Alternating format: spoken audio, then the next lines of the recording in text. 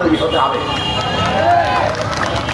অভ্যুত্থান আমাদের সামনে হাজির করেছে ফ্যাসিস্টরা ঘৃণা, বিভাজন, নানা রকম ট্যাগিং ইত্যাদি করে তাদের ক্ষমতা পাকাপোক্ত করতে চেয়েছে। মানে ভাগ করো আর শাসন করো, একে অপরের বিরুদ্ধে লেলিয়ে দাও।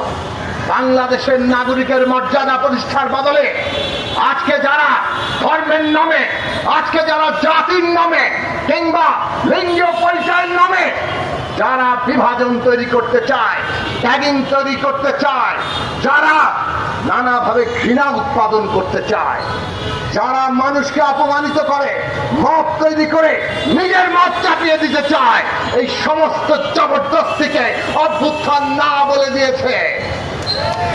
কিন্তু তারপরেও আমরা দেখছি এক ফ্যাসিস্ট বিদায় নিয়েছে, এরপরেও আমরা দেখি মাজারে হামলা হয়।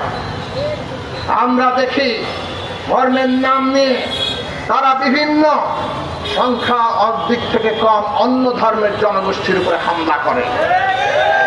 আমরা দেখছি জাতিগতভাবে যারা সংখ্যায় কম তাদের অপমান, তাদের উপরে নানান রকম অত্যাচার হয়। আমরা দেখছি এখনো ঘৃণা তৈরি করার চেষ্টা করা হচ্ছে। একদল ওই ঘৃণা, বিভাজন এবং ট্যাগিং এর পলিটিক্স করে তারা আরেকটা জবরদস্তিমূলক শাসন কায়েম করতে চায়।